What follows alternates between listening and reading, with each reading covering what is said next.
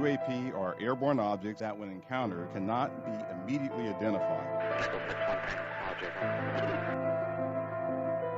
With regard to the importance of transparency, the Department is fully committed to the principle of openness and accountability to the American people. We're going against the wind. The wind's 120 knots from the west. Oh my gosh, dude. U.S. Navy personnel recorded what appears to be triangles, some flashing.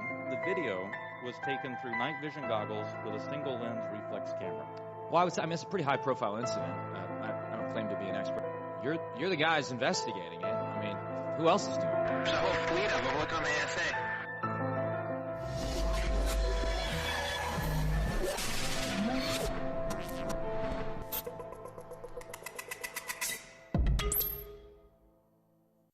Good evening, ladies and gentlemen, and welcome to the show. We're already in the month of December, so time is flying by. Before I begin the show, as I always do, this is dedicated to those who've been ridiculed, made fun of, and dragged through the media for the last 76 plus years. Today's show is going to be a little bit different than past shows. I am going to be talking mostly and just showing photos of things that have to do with what we're discussing. So with that, I'd like to start the photo session. Ladies and gentlemen, a lot of people have asked me, why don't you talk about time travel or things that may be related to time travel? And that's what I want to do today for the first few segments. And so what I want to talk about is time travel is in so many ways so many different things to talk about. And what I mean by that is you can't just say time travel going forward or backward in time. There are different things that come into play when it comes to time travel. Now, as you can see, we have a picture of Einstein and his relativity. Mathematics are very important, especially if you want to understand time travel. And most scientists say that traveling into the future is achievable, but traveling into the past is even wildly difficult or absolutely impossible. So why is that? Well, it's because of, as his general relativity says, you can only go so fast. Now, if you're going fast, are you going forward or are you going backwards? That's another thing that you can question yourself about when you're talking about time travel. And in time travel, you have physics involved where you have different paradox. And the paradox are the most interesting parts of all. At least that's what I find in it. Because they always seem to talk about the grandfather paradox. And the grandfather paradox is the most famous. And that is that if you go back in time and you kill your grandfather, well, your parents can't be born. Therefore, you can't be born. But let's do a little twist and a twist on that grandfather paradox. And that is that, say, for instance, you were adopted, because we have millions and millions of people adopted in this country alone every year. So say you're adopted, you had 2 brothers and 2 sisters in the family, mother and father, and for some reason you go back in time and you kill what you think is your biological grandfather. I say that because you are adopted in that family. You go back and you kill your biological grandfather. When you come back, you don't come back to the same family because that family doesn't exist. Now here's another twist. What if you come back to a family and they recognize you, but you don't recognize them? That's another twist, another possibility. Time travel has so many different ways to look at it. And I find it interesting because when theoretical physicists talk about time travel, they're very adamant about time travel itself. getting into it, there's mathematics, there's calculations, there's chemistry, there's biology. It's just an infinite amount of information they have to understand and know. And that's what is so important about when you talk about time travel. You have to know what you're talking about. I'm not a scientist. I've made that very clear. And so I'm limited in what I can say to you. Have I ever thought about time travel? Of course, who doesn't? The 1960 movie, The Time Machine, is my all-time favorite when it comes to time travel movies. And I've always dreamed, as a lot of kids do, that I wish I could time travel. And I think that if you look at what people talk, when they talk about time travel, everybody has their own spill on it. And I always think to myself, well, time travel is something that I'm going to probably always wonder about, because they talk about these incredible beings that are coming here in our reality. And if they're coming here from a different dimension, a different planetary system, are they time travelers? Are they us in the future? And that's an interesting thought in itself. But here's another thought. If you go through a porthole, is it still you that comes out at the end? So, again, don't just think of time travel in just one area. You have to think of it in all kinds of area. The grandfather paradox is just one. It's the most famous, but it's just one. There could be many different instances about time travel, and you can speculate all you want. It's an interesting thing. I looked into it for years, and I find that when people talk about time travel, they want to get more information on it. But right now, our scientists at our level of physics, we can only say and do so much. Most of it is theory. And a lot of the people who I've talked to about this area, they say, well, could deja vu be part of time travel? Well, in my feelings, it could be. The definition of deja vu is the feeling that you have already experienced something that has actually happened. And that in itself tells you an awful lot. It's, you have people who are metaphysical, and they say in their minds about time travel or deja vu, it's how you're in sync with your mind, body, emotions, and how they all connect for your own spiritual journey. Everybody has their own spill, and you have to respect people's thinking when they're talking about certain areas, such as time travel. It's not something that's easy to think about and understand. Physicists today still don't know everything, and they won't know everything. We're a young species in the cosmos, and for people to come out and claim, well, we think we have the answer, we feel they have the answer, those are all theories. They're not facts, they're theories. Until new data comes up and they can reach a conclusion that this was wrong, this was right, and then they focus on what they feel is right, it's still a theory until it's actually done. If a person disappears in front of us and ends up in another time frame, and we can actually see that for ourselves on a monitor, then that's a fact and that's a believable thing. But for right now, it's just not going to happen. If we go into different parts of time travel, we can also talk about stories like the two green children of Suffolk, England. This was dated back in the 1700s, where the two children who were green in color were in a field where some villagers had found them, and these children were green in color, and they didn't speak English. It was more gibberish, so they didn't know where they came from. After a short while, the boy died, and the girl ended up marrying somebody in the village later on.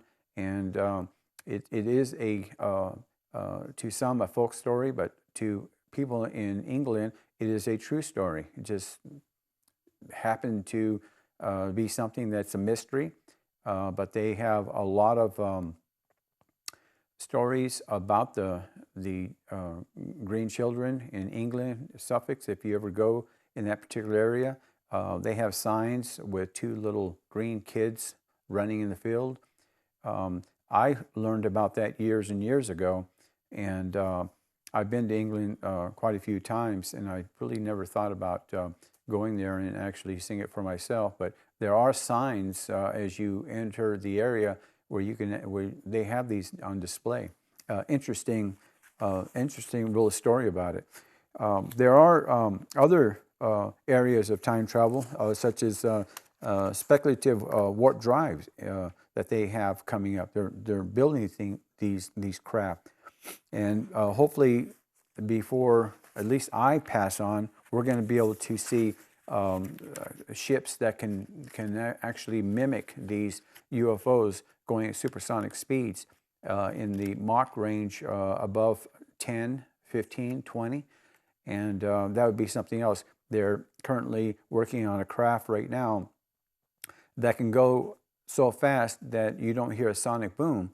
You hear a low boom, but most people can't pick it up. It's in a low decimal. So that's an interesting area that I'm looking forward to if that ever comes out. I'm keeping my eyes open. Sooner or later, a lot of these guys who spy on air bases, test ranges, they're going to come up and they're going to actually take a picture of one of these craft.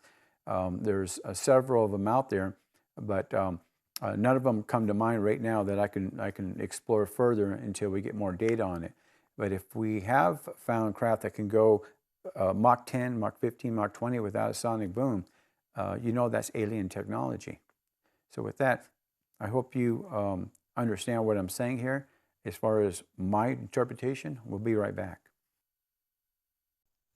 Hi, I'm Joseph from UFO We Want to Know, and I'm here to tell you about the tumbler lady at the farmer's market at Tractor Supply in Pahrump every Saturday from 8:30 a.m. to 12 noon.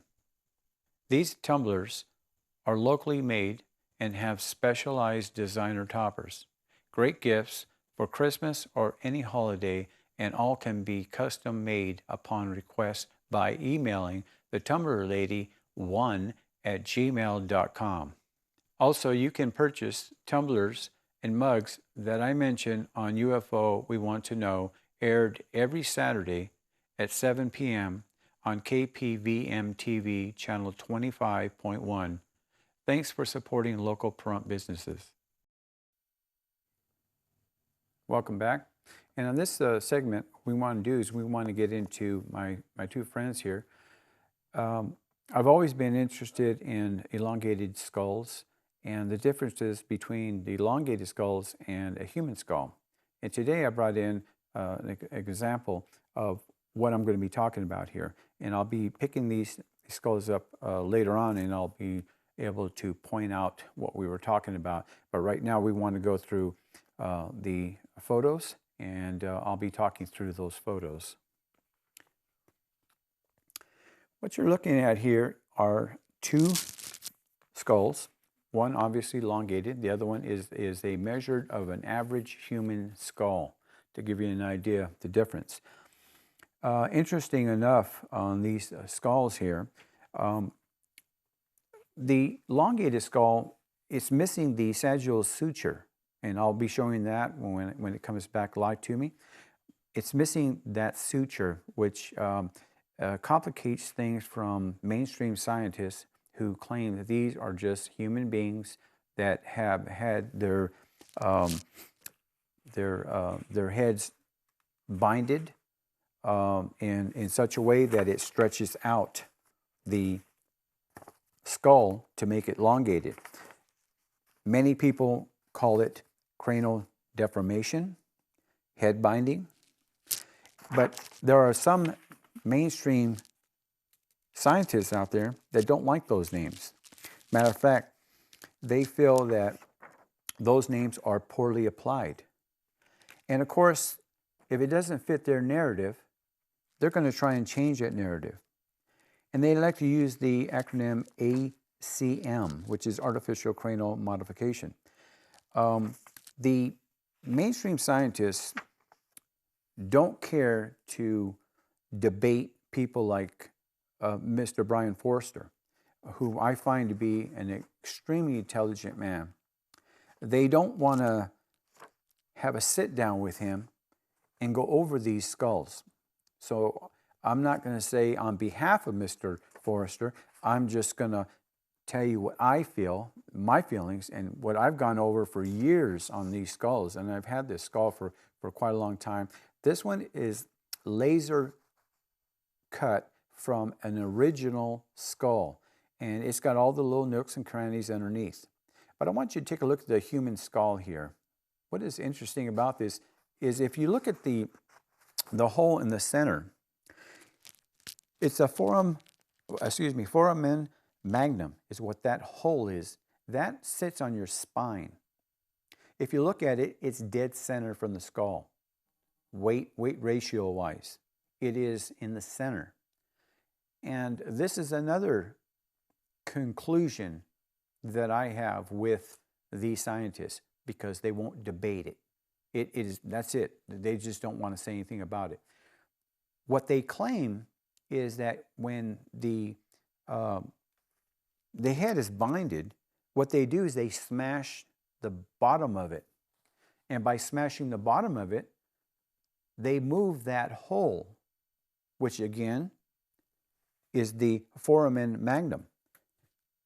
They move it. Now this is the alien skull, and look at where the foramen magnum is now. It's in the back of the skull. You know, let me ask you, does that look like it's squished to you? It just looks like it was moved from the middle to the back. So why is that?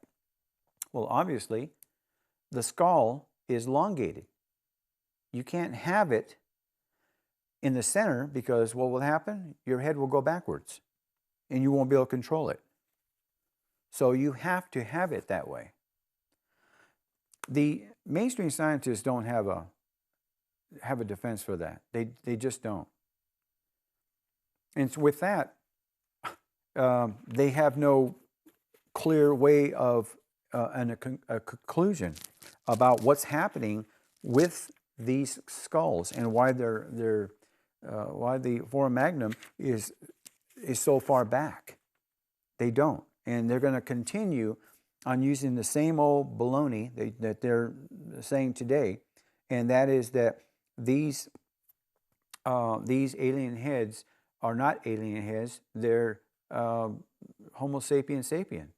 I don't understand how they can sit there and see the obvious like most people. Now, again, you don't have to be a scientist to take a look and see that a hole that's in the center is a balance. A hole in the back is a balance. But why is it a balance? Because you have a elongated head.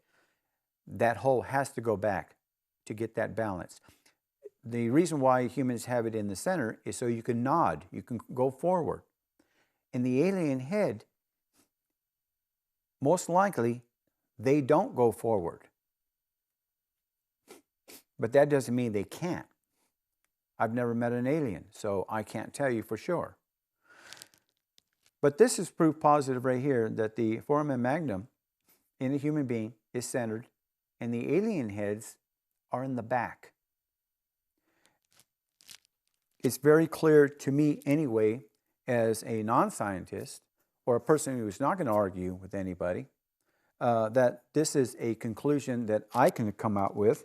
And I know Brian Forrester would agree and appreciate that.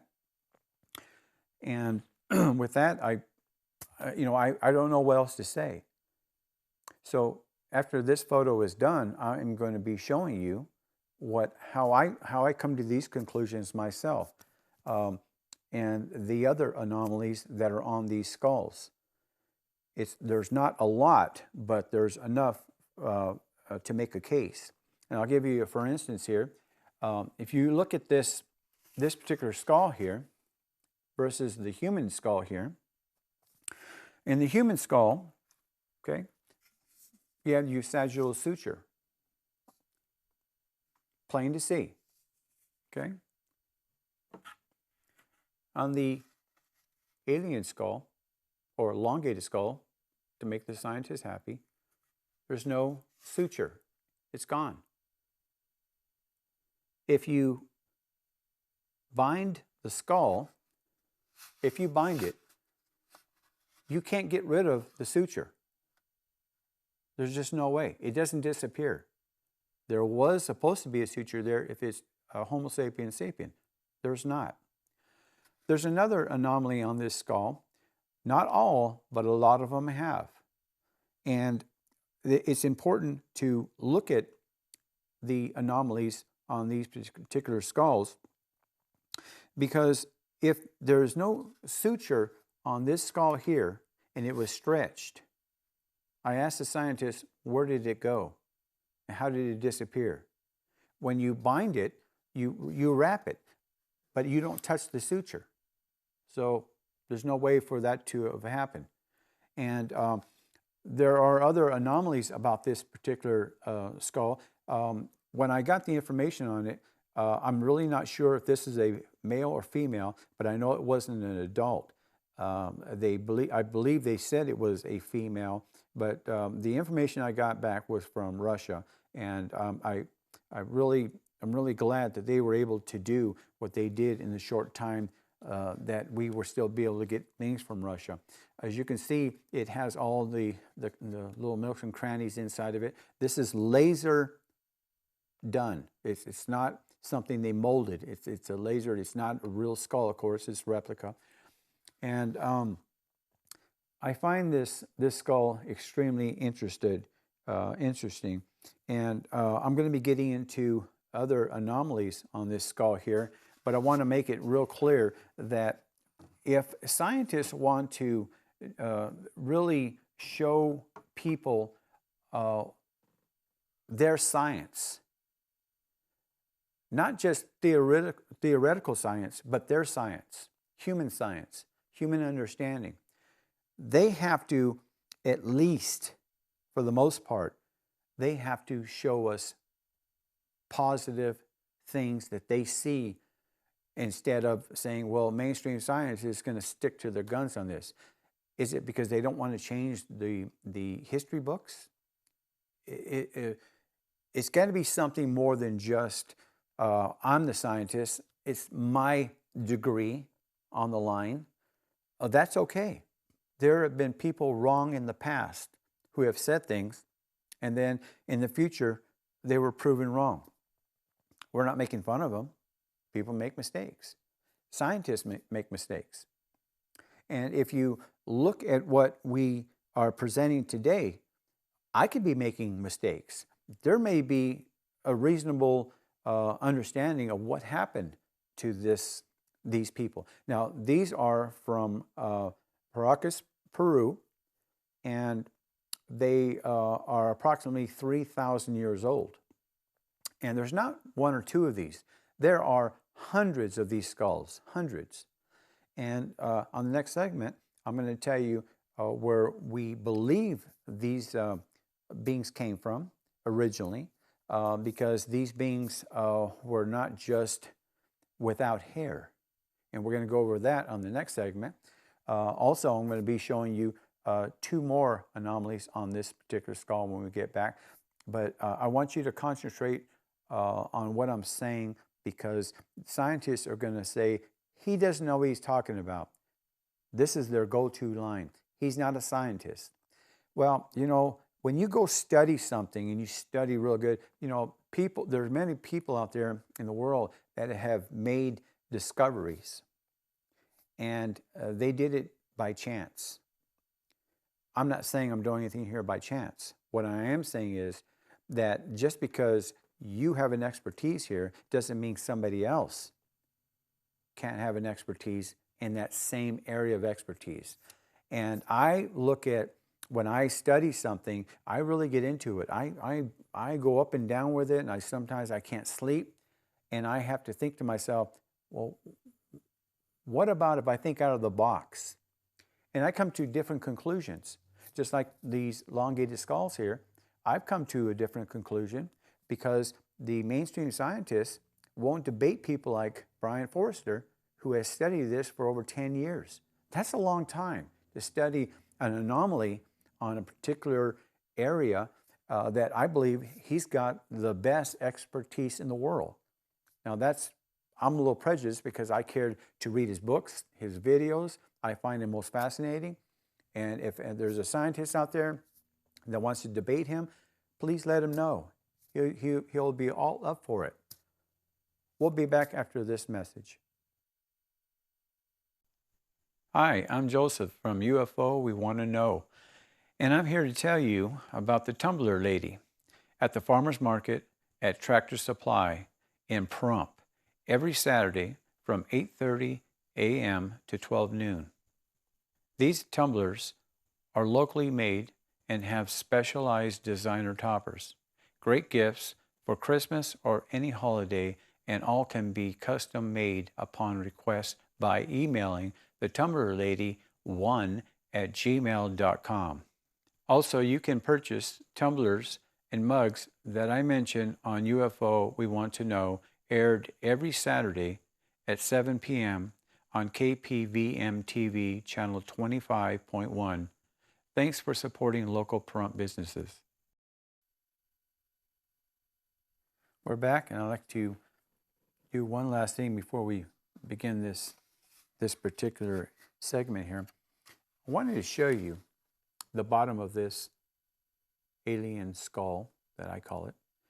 If this was pushed back, flattened, as they say, wouldn't that hole be elongated? It's not. It never lost its shape.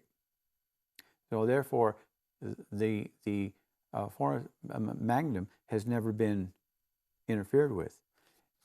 Had it been smashed, that's the way the alien head would be facing, that way, instead of this way.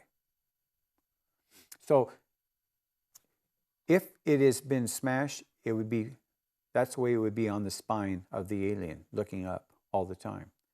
This is the way that they're looking. So there's another conclusion that doesn't make a lot of sense. And I wanted to make that clear before we moved on to the segment. So what we want to talk about next about this particular replica alien skull that I got is another anomaly that I found on this particular skull. Now, not all of them have this, but this one does. So let's go on with the pictures.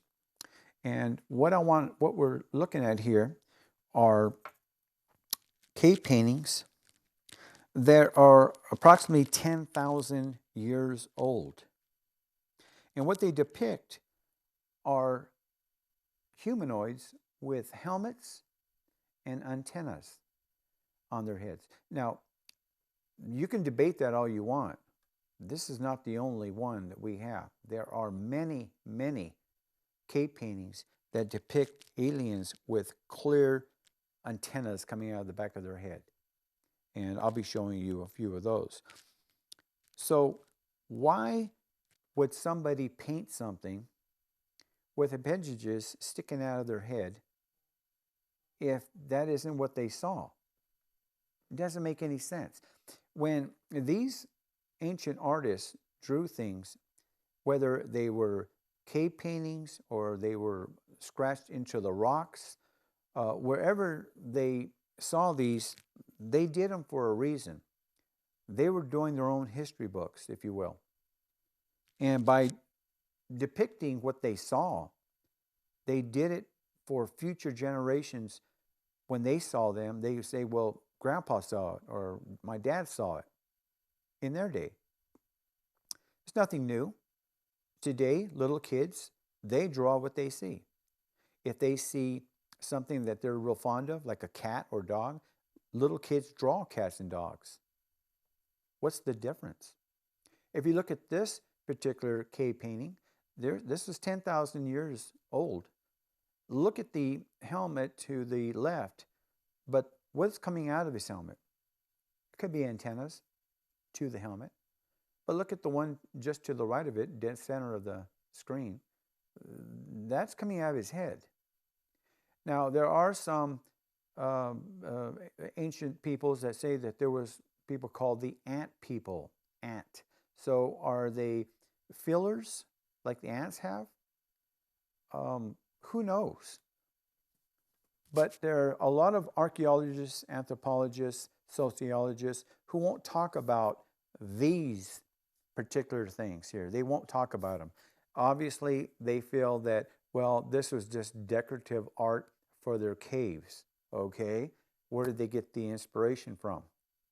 You're not answering the question. Where are you getting the inspiration from? If they're 10,000 years old, according to mainstream science, we're in the caves. We're dragging our women in by their hair. We've discovered fire to keep us warm. So these particular people here, they ended up with what? Different colors to paint these depictions. Clearly, this is a being. It is not a native. Most natives, when they paint themselves, they have spears in their hands. They're chasing after antelope or buffalo or whatever they were chasing to hunt. But this being here, he just seems to be floating in the air, and he seems to be vibrating. He's got two things that look like snakes or sticks around him on both sides that may depict vibration. Was he vibrating? I don't know. There's so many things we can look at and we can take from this. But it's interesting to note that these are 10,000 years old, and these people saw somebody. They saw something. If it's not a somebody, it's something.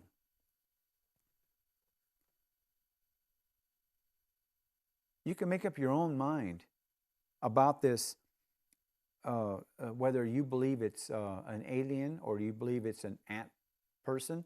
There are different ways to look at it. I leave it up to you. And if you feel that, well, Joseph, you're reaching, there are some areas that I think I do reach, but for the most part, I think I'm right. So let's go back to our friend here.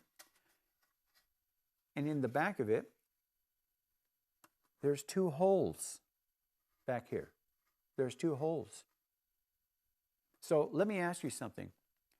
If there's a hole, two holes in the back of the head of this skull here, when they did the binding, did they drill holes in the back of the head? No. Mainstream scientists are now saying that this was for feeding blood to the brain. Okay? But why are there holes? Why are there holes in the back of the skull? Where do they lead to? If there are holes, there was something attached to those holes. And I believe they were antennas. Now, I could be wrong. Of course I could be wrong. I'm not a doctor. But if I see holes in the back of a head, I would think that it was attached to something. But mainstream scientists say no. They're just veins that led more blood to the head because they were elongated. When you bind a human being at birth, a baby, they're very, very young when they start binding them. They're not born with holes in the back of their head because they know you're going to bind their heads and elongate them.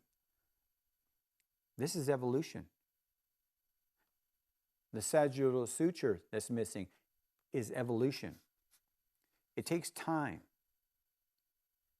For a magnum, it's evolution. The whole, it's evolution. If scientists are going to sit there and try to tell us things that make themselves look good or feel good, that's fine. Let them do that. But until they can come out like the UFO dilemma and come out and give us a real hard evidence, I think they need to stop watching so many movies that make them feel good. Because if they're going to continue on saying that these elongated skulls are not human beings, if they're going to say that, that's good, because I don't think this and this are the same. I think Homo sapiens sapien, and I think this elongated skull here, I think this is somebody who landed thousands of years ago. I'm not saying 3,000, as old as this one is.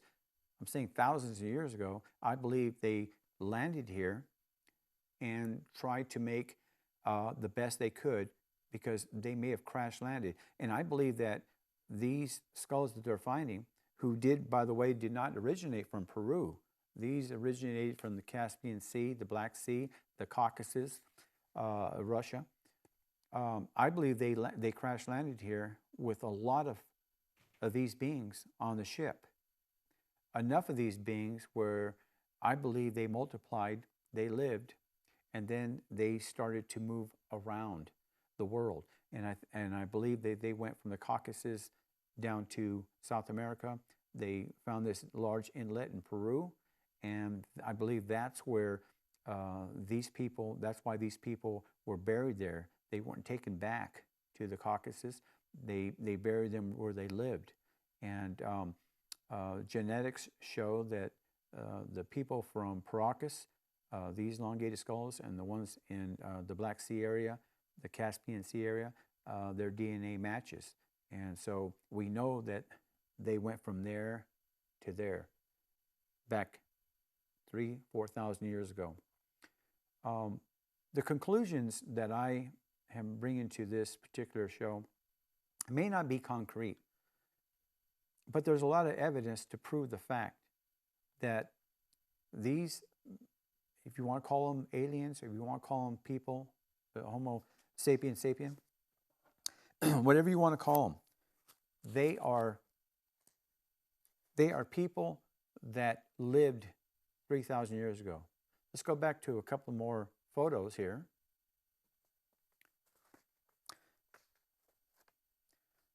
This is the one. These are the skulls and the bodies that were found in Russia, the Russia area, the Caucasus, and the Black Sea. Next photo. Look at the size of this head. Now, this may be a full-grown male. It's a huge head. You can't get an elongated head from a regular human skull. My head, the one I'm being showing you, is small. Next photo. They also had red hair, light skin, and green eyes. It's not indigenous to Peru, but it is in the Caucasus. Now, for more information, next photo, you can go and purchase this book, and you can see Brian Forrester is one of the authors. And I think you'll find this to be really interesting to read. I went through it twice, and I have a lot of respect for Brian Forrester. And if you want to read more about these skulls, get the book. We'll be back after this message.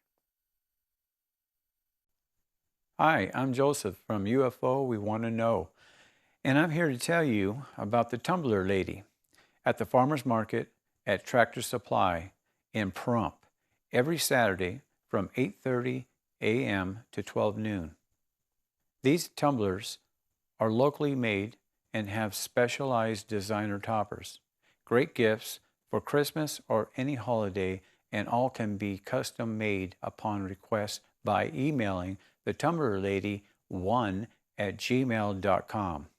Also, you can purchase tumblers and mugs that I mentioned on UFO We Want to Know, aired every Saturday at 7 p.m. on KPVM TV channel 25.1. Thanks for supporting local Pahrump businesses. Welcome back, and this is our last segment.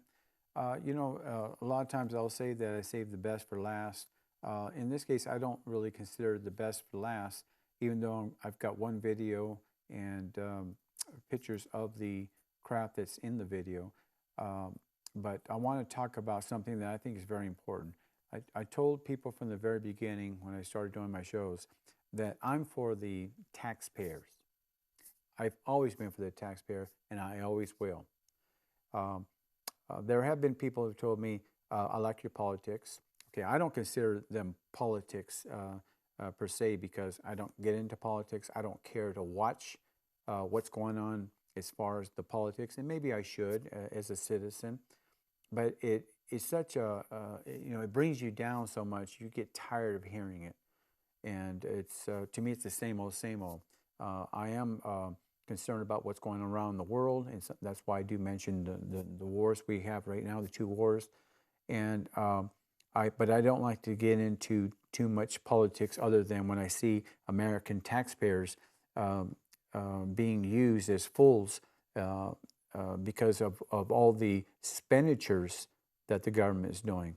I think it's just outrageous, and I think we should all contact our representatives and let them know you're not happy, I'm not happy. So let's get on with these first photos here. These are actually ones that I did for display purposes only, and right now we're going to be talking about ARROL, which is the All-Domain Anomaly Resolution Office. And what really got me about this, and the reason why I wanted to use it for the last segment, is because the person who's running it has said that he's going to be retiring this month. Okay, now it was formed in July 20th, 2022. Now that may not seem like a long time ago, but when you're being paid to do something at the government level, you don't study, as far as what he's saying he's done, 850 photos and videos of anomalies that were given to him by the government, and then for him to turn around and said, I'm ready to move on. Ready to move on to what? That's the question that I have for Mr. Kirkpatrick, the director of ARROL. According to him, after nearly 18 months on the job, now feels he has achieved his goals. That's what he said. He's achieved his goals. So I asked the question, what goals did he achieve? Did he expect not to find anything, like the condom report, the Robertson panel, Grudge, Sign, Project Blue Book? All of these organizations have said that they found nothing. Now here's the problem with that.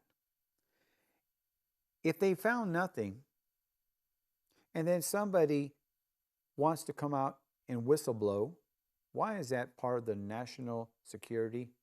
Why is it? If there's nothing there, they cannot be breaking national security.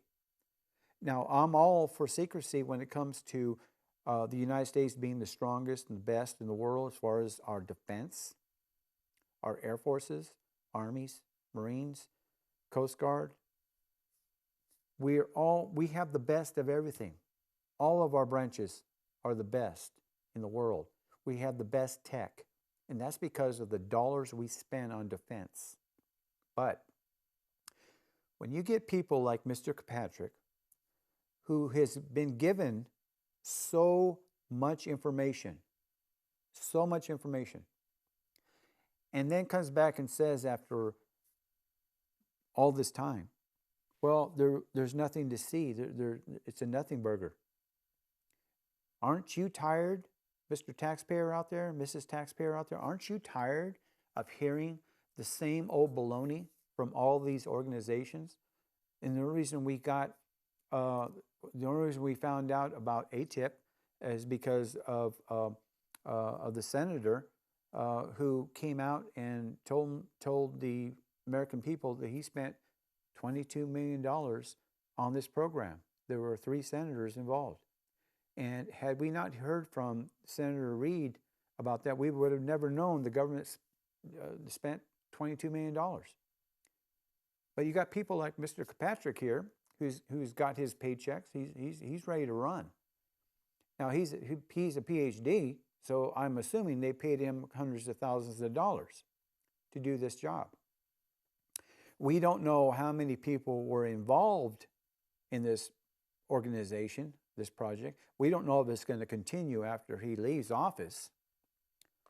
But I've got to tell you, I'm not happy as a taxpayer to see Mr. Kirkpatrick leave without showing us something significant. And I got to say that when I see what they've showed on the congressional hearings, the silly little video that they showed, that's the best they could do. I find that all really embarrassing to the government, because I know with the millions and billions of dollars that they spend, they have a lot better equipment than I have, and all I use is a cell phone to get the videos that I show you on my show all the time. And the only video that I'm going to show is right after this. And this video is a dig for Mr. Kirkpatrick. I got this one just for him. And this video was taken just 2 days ago. 2 days ago. It wasn't taken last year. It wasn't taken in the 1950s. It was taken 2 days ago. And for those of you who've been watching my videos, you're going to recognize the area. You're going to see my flagpole to the right. You're going to see me facing dead south. And you're going to see a UFO right by my flagpole. Other than that, there's a jet aircraft going towards the sun. That jet aircraft is not moving. The object's moving because it was taken in super slow motion. Now, when I take them in super slow motion, a jet aircraft looks like it's standing still. It looks like just a streak. But the object moves. And if you look at the flag, I took down my regular flags and I put down these hoop flags that have a lot of things dangling. You will be able to see them moving. They're very light, so they can move very easily. If you look at the UFO and then look at the flags waving, you can see it is moving.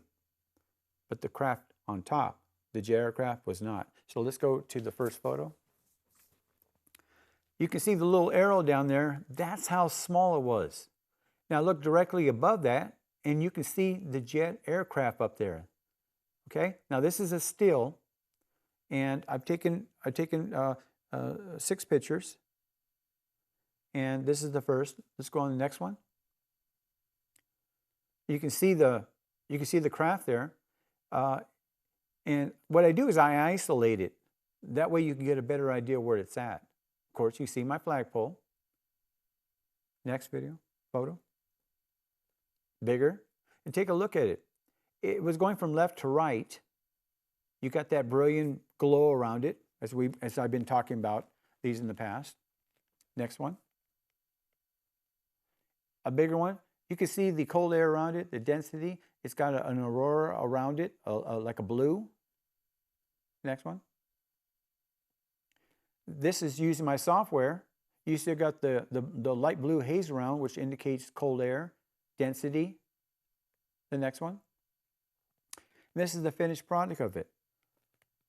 Ladies and gentlemen, this is like a bell, like I showed last week. No difference. So let's go on to the video. Now, take a look, if you will, on the first, the jet aircraft on the top. You can see it's not moving. The flag is moving a little bit, but it's the jet aircraft is not moving anywhere.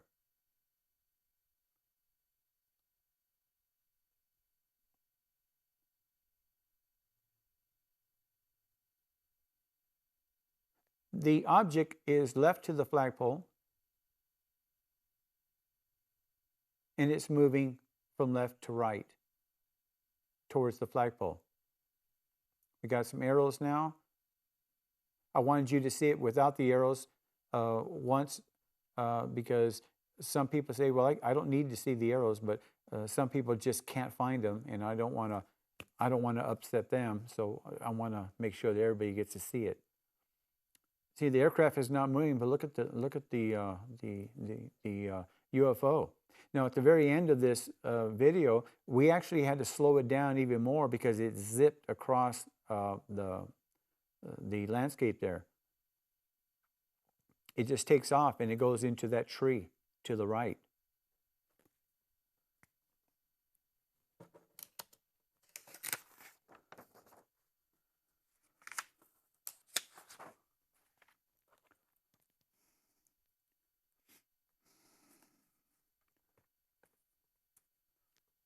So, as interesting as these videos are, Mr. Kirkpatrick, why is it that I can show UFOs going traversing through our atmosphere, and you had 850 photos and video, and you can't find anything? Well, I find them every day, Mr. Kirkpatrick. I'm using a phone, a cell phone. Maybe you need to go buy a cell phone. Maybe you'll have better luck. Now, I brought these segments here, our two friends here, because people have asked me to look at these particular areas here, and I listen to people. And I want to thank people for writing me and telling me, maybe you should show this or show that, because it's so interesting. I've always wanted to learn about it. I'd like to thank Meredith from Las Vegas for writing in and talking to me. I appreciate you, Meredith, and I hope you continue watching the shows in the future. I really appreciate when people write in to me and ask me questions. And also like to thank Eric and Natalie way over in Tennessee, who have said that they've enjoyed what they've seen. And by the way, happy anniversary. I believe it's 11 years anniversary for them. Hope there are many, many more years for you and your beautiful children. And with that, I'd like to say thank you for watching and good night, and I'll see you next week. Hi, I'm Joseph from UFO We Want to Know, and I'm here to tell you about the Tumbler Lady at the Farmers Market at Tractor Supply in Pahrump every Saturday from 8:30 a.m. to 12 noon. These tumblers are locally made and have specialized designer toppers. Great gifts for Christmas or any holiday, and all can be custom made upon request by emailing the tumblerlady1@gmail.com. Also, you can purchase tumblers and mugs that I mentioned on UFO We Want to Know, aired every Saturday at 7 p.m. on KPVM TV channel 25.1. Thanks for supporting local Pahrump businesses.